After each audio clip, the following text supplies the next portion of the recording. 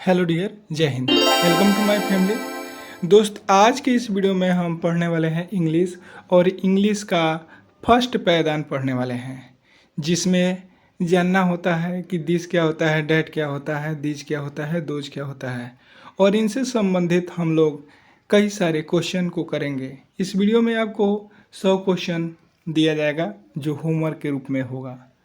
चलिए बिना देरी के हुए हम वीडियो करते हैं स्टार्ट, और एक एक पॉइंट को आप अपने कॉपी में लिखते जाइएगा। और दोस्तों, अगर आपको इसका पीडीएफ चाहिए तो आप कमेंट बॉक्स में कमेंट करिए, मैं आपको उसका लिंक प्रोवाइड कर दूंगा, आप डाउनलोड कर सकते हैं। तो दोस्त चलिए, सबसे पहले हम जानते हैं कि दिस क्या होता है, डैट क्या होता है। ठीक है, दिस क्या होता है, दोज क्या होता है, और इसका इस्तेमाल कहाँ होता है। ठीक है, तो दोस्त मेरे भाई, हम आपको बता दें कि दिस सबसे पहले आता है दिस का बात। ठीक है, तो देखिए मेरे भाई, दिस माने होता है वैसे यह। दिस माने क्या होता है, यह होता है।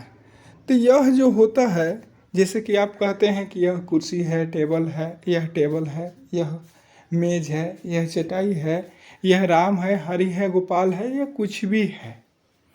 यानी यह का मतलब हुआ मेरे भाई मेरे मित्र कि जब कोई वस्तु नज़दीक में हो उसे यह से संबोधित कर सकते हैं।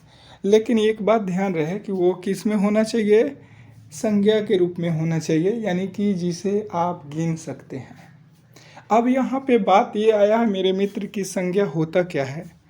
तो देखिए, संज्ञा का मतलब होता है नाउन, इंग्लिश में नाउन कहते हैं। तो संज्ञा को 5 भाग में डिवाइड किया गया है। तो दोस्त, अगर आप संज्ञा पढ़ना चाहते हैं, नाउन पर noun, verb adverb, preposition preposition, ये सब अगर पढ़ना चाहते हैं तो आप प्यारा सा कमेंट करिए, उस पर वीडियो बना दी जाएगी।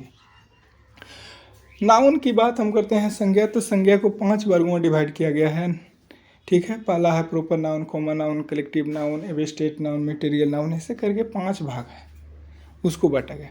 या फिर गणनीय के आधार पर, यानी कि गणना के आधार पर 2 रूप में बांटा गया है। एक होता है गणनीय संज्ञा और एक होता है अगणनीय संज्ञा, यानी जिसे गिना जा सके वो गणनीय संज्ञा, जिसे नहीं गिना जा सके वो अगणनीय संज्ञा कहलाती है। मेरे मित्र, आपको बता दें कि अभी हम इस वीडियो में इसके बारे में जिक्र नहीं कर रहे हैं, इतना बता दिए हैं काफ़ी है। आज के इस वीडियो में हम सिर्फ ये पढ़ने वाले हैं कि दिस डेट और दिस दोज क्या होता है, बस। इसके अगले वीडियो में उसके बारे में चर्चाएँ होगी। चलिए हम अब बात कर लेते हैं एक एक पॉइंट के बारे में। दिस, तो दिस का मतलब होता है यह का मतलब होता है कोई भी वस्तु, पदार्थ, नाम, ये मतलब एक सिंगुलर हो, उस एक जगह हो, मतलब करीब में हो, उस स्थिति में दिस का प्रयोग होता है। सेम वैसा ही कंडीशन है, जब दूर होता है तो डैट हम लगाते हैं, उसी स्थिति में क्या लगाते हैं, डैट लगाते हैं, THAT, उसको डैट पढ़ते हैं। ठीक है, तो वह, जैसे वह खाता है, वो टेंस में चला गया, वह राम है, वो गोपाल है, वो हरि है, वो मोहन है, यह कुर्सी, मतलब वह कुर्सी है, वह टेबल है, इस तरह करके। ठीक है, तो दोस्त आप बस वीडियो को स्किप मत कीजिए, आप एक एक करके पार्ट को समझते जाइए। इससे संबंधित जब क्वेश्चन आंसर आएंगे, आपको करने होंगे, तो आपको सब समझ में आएगा। ठीक है, अब आते हैं दीज के बारे में। तो मेरे भाई, दीज क्या होता है। दीज का मतलब होता है, मतलब विषम संख्या में हो, यहाँ पे सिंगुलर होने का बोध हो और यहाँ पे पुंगुलर होने का बोध हो। अब ये बात आ गया, सिंगुलर क्या होता है, पुंगुलर क्या होता है, इसके बारे में भी हम वीडियो बना सकते हैं, आप कमेंट करिए। तो दोस्त आपको बता दें, जब एक होने का बोध होता है उस स्थिति में सिंगुलर बोला जाता है, जब एक से अधिक होने का बोध होता है उसे पुंगुलर बोला जाता है। तो मेरे भाई, यहाँ पे सिंगुलर पुंगुलर की जब बात आ गई तो क्यों नहीं हम ये जान ले कि दिस का प्रयोग कहाँ करते हैं। दिस का मतलब होता है ये सब। दिस का मतलब क्या होता है, ये देखिएगा मेरे भाई, दिस का मतलब होता है ये या ये सब। अब इस परिस्थिति में हम क्या करते हैं, दिस का प्रयोग करते हैं। दूसरी बात, उसी तरह से अगर हम दोज की बात करें तो दोज का मतलब होता है वे या वे सब। दोज का मतलब क्या होता है, वे या वे सब होता है। ठीक है मेरे भाई, अब देखिए, वे या वे सब में और ये सब में सेम कंडीशन, जैसे कि दिस डेट है उसी तरह से दिस दोज है। लेकिन कंडीशन ये था कि वहाँ पे सिंगुलर होता था और यहाँ पे पुंगुलर होगा, यानी यहाँ पे एक से अधिक होगा, वहाँ पे एक होने का बोध होता था, एक वस्तु होने का बोध होता था, एक विद्यालय होने का बोध होता था, मतलब सिंगुलर होने का बोध होता था। लेकिन यहाँ पे एक से अधिक होने का बोध होगा। अब कंडीशनिंग को हम समझते हैं और आगे पढ़ने का प्रयास करते हैं, आगे बढ़ते हैं हम। चलिए, मैंने आपको कुछ कंटेंट दिया है और इस कंटेंट को आप अपने कॉपी में लिखिए और अपने शिक्षक महोदय को दिखाइए, अपने माता पिता को दिखाइए, अपने अभिभावक को दिखाइए।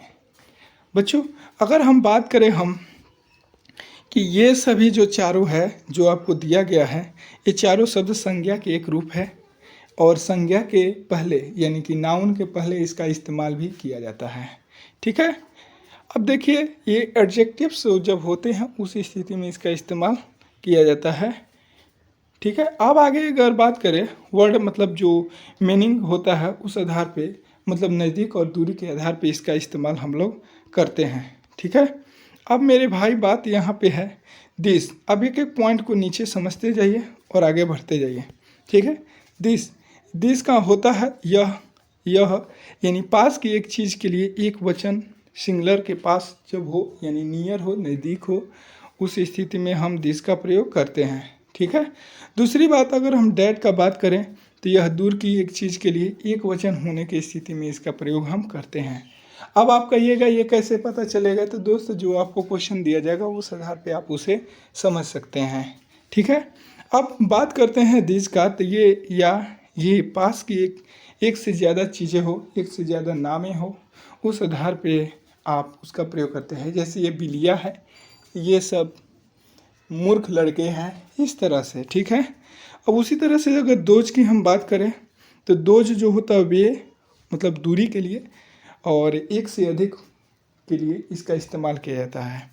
उदाहरण स्वरूप हम आपको कुछ एग्जाम्पल्स देते हैं और इस एग्जाम्पल्स के आधार पे आप क्वेश्चन को बनाइएगा। ठीक है। एग्जाम्पल्स है दिस इज़ माई बुक। जैसे कि यह, अगर हम कहें कि यह मेरी किताब है तो आप इसे कैसे बोलेंगे? This is my book. अब इसे लिखेंगे आप हिंदी में, यह मेरी किताब है। ठीक है। आशा है कि यह आपको पॉइंट जरूर समझ में आ गया होगा मेरे मित्र। अगर दूसरा यहाँ पे बात करें तो डैट इज़ योर पेन। यहाँ पे इसका मतलब ये हुआ कि वह तुम्हारी पेन है यानी कलम है। ठीक है। अब यहाँ पे आप ऐसे बोल सकते हैं। अब इसी चीज़ को अब आगे आप दिस दोज में कैसे बोलेंगे ज़रा आप कमेंट बॉक्स में बताएंगे। चलिए मेरे भाई, अब आते हैं दिस दोज के बारे में। तो ये क्या कहता है, तीसरा पॉइंट को आप ध्यान से समझेंगे और अच्छे तरीक़ा से। यहाँ पे कह रहा है दिज आर माई फ्रेंड्स। अब यहाँ पे फ्रेंड्स आ गया है यानी यहाँ पे एक से अधिक है, इसलिए यहाँ पे यस लगाया गया है। तो यहाँ पे क्या करेंगे, एक से अधिक फ्रेंड को समझेंगे, यानी ये मेरा दोस्त नहीं है, एक से अधिक दोस्त है, यानी ये मेरे दोस्त है। इसे आप कैसे बोल सकते हैं मेरे भाई? ये मेरे दोस्त है, ऐसे आप बोल सकते हैं। ठीक है। अगला पॉइंट की अगर हम बात करें तो दोज आर योर शूज। यानी कहने का मतलब है कि दोज का मतलब होता है वे। ठीक है। और योर का मतलब होता है तुम्हारा, शूज माने जूज होता है, जूता होता है, और आर इसमें लगता है क्योंकि देखिए अभी आपको हम एक पॉइंट बताना भूल गए हैं जो सबसे पहले ही बताना चाहिए। देखिए मेरे भाई, इस चीज़ को जानिए। सबसे पहले अगर दिस है और डैट है, ठीक है, क्या है मेरे में, दिस और डैट है, तो इसके स्थिति में आपको हमेशा इज लगाना है। क्या लगाना है? इज लगाना है। और दिज और दोज है तो उस स्थिति में आपको क्या लगाना है? हमेशा के हमेशा आर लगाना है, आर। अब कंडीशन ये आपको फुलफिल ये करता है कि दिज दोज कहाँ लगाना है, यानी दिस और डैट की स्थिति में आपको दिज इज लगाना है और दिज और दोज की स्थिति में आपको आर लगाना है। ठीक है। इसका मतलब होता है हो। देखिए अब आपको एक पॉइंट आपको बता दे दोस्त कि इज माने होता है, आर माने होता है हो, और एम माने होता है हूँ। लेकिन हमको आपको ये समझाना है कि इज का प्रयोग कहाँ करते हैं और आर का प्रयोग यहाँ पे कहाँ करते हैं। तो दिस और डैट यानी सिंगल होने का जब बोध हो, एक होने का बोध हो, तो उस स्थिति में आप सामान्य रूप से दिस डैट के साथ में इज लगा सकते हैं। और एक से अधिक होने का जब बोध होता है यानी पुंगलर नाउन के साथ में, संज्ञा के साथ में, आपको क्या लगाना है? आर लगाना है। आशा है कि ये चारों पॉइंट आपको अच्छे तरीक़ा से समझ में आ गया होगा। ठीक है, अब देखिए दोस्त, अब हम आपको ये बता दें कि यहाँ पे हमको सिर्फ ये समझना है, यहाँ पे हमको ये समझना है कि यह वह ये सब वे सब इतना के बारे में अगले वीडियो ज़रूर आपको मिलेगा और उसमें आपको आई के साथ में क्या लगता है, मतलब एज आर के बारे में आपको बताई जाएगी। तो दोस्तों आपको ये वीडियो कैसा लगा आप कमेंट बॉक्स में बताइए। और हाँ दोस्त, जो मैंने वादा किया आपको 100 प्रश्न देंगे, अब उसके बारे में हम लोग जान लेते हैं। ठीक है, एक एक करके। चलिए दोस्त, ये आपका पार्ट ए है और आपको इसमें 40 प्रश्न दिए गए हैं, 40 क्वेश्चन दिए गए हैं ट्रांसलेशन के। ठीक है, आप कमेंट बॉक्स में मेरे टेलीग्राम पे आंसर भेज दीजिएगा, हम चेक करके आपको भेज भी देंगे। ठीक है, अब यहाँ पे देखिए दोस्त मेरे भाई, आपको बता दें कि इसमें 20 क्वेश्चन जो है आपको हिंदी से इंग्लिश में बनानी है। यहाँ पे आपको क्वेश्चन जो दिए गए हैं ये सभी ये हिंदी से इंग्लिश में कन्वर्ट करनी है और जो आपके 20 क्वेश्चन हैं आगे हिंदी में होंगे जो कि आपको इंग्लिश में बनाने हैं। ठीक है, ये आपका अभी 20 क्वेश्चन नहीं हुआ, ये आप वहाँ पे। ठीक है, फिर उसके बाद में ये 20 क्वेश्चन हो गया और अगला पार्ट बी में है। आपको बता दें मेरे भाई कि अगला पार्ट आपका बी है जो फिल इन द ब्लैंक्स दिया गया है। 40 क्वेश्चन को रिक्त स्थानों को पूर्ति करना है। अब यहाँ पे क्या करना है मेरे भाई, वहाँ पे तो ट्रांसलेशन था, लेकिन यहाँ पे मेरे भाई ये आपको समझना है कि आपको करना क्या है। तो देखिए, choose this that this those, यानी कि इज है, इज माई फोन है, तो यहाँ पे आप क्या भरेंगे, तो इज है या तो यहाँ पे दिस लगेगा या तो यहाँ पे डैट लगेगा। तो आपको ये बताना है कि यहाँ पे हम दिस भरें, डैट भरें, दिस भरें, दोज भरें। तो आशा है कि ये पॉइंट आप ज़रूर समझ गए होंगे, यानी इसमें दिस दोज और दिस डैट का यूज आपको भरना है। अगला क्वेश्चन ये रहे आपका 24 से लेकर के 40 तक।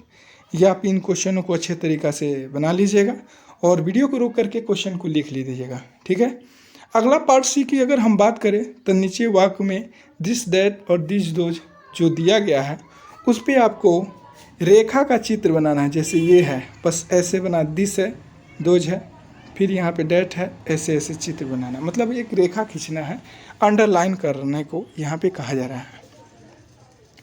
ठीक है, अब आपको बता दें मेरे भाई कि ये आपका क्वेश्चन हो गए 100। यहाँ तक आपको 20 क्वेश्चन ये मिल गए जो अंडरलाइन करने वाले हैं। ठीक है, और ये आपका जो है फिलिंग द ब्लैंक्स है, इसको बना लेना है। और ये जो क्वेश्चन है आपका फिलिंग द ब्लैंक्स का ही है और यहाँ पे इंग्लिश का हिंदी में और हिंदी का इंग्लिश में ट्रांसलेट कर लेना है और आपको बताना है। तो दोस्तों हम आशा करते हैं कि यह वीडियो आपको ज़रूर हेल्पफुल लगी होगी और ऐसे ही वीडियो के लिए आप इस चैनल को अपना एक सपोर्ट दे दीजिए और अपने दोस्तों को भी जोड़िए। यहाँ पे बच्चों को अच्छे से अच्छे पढ़ाने की कोशिश की जाती है ताकि बच्चे पढ़ें और आगे बढ़ें। ठीक है दोस्त, चलते हैं, फिर मिलते हैं किसी और वीडियो में। और जैसे कि आप जानते हैं कि घर घर की नारी, यानी कि घर घर की नारी पढ़ लिख कर हो जियारी। अगर आप नारी जाति के हैं तो आप पढ़िए और आगे बढ़िए, मेरी शुभकामनाएं आपके साथ हैं। चलिए हम फिर मिलते हैं नेक्स्ट वीडियो में। वीडियो देखने के लिए धन्यवाद, थैंक यू।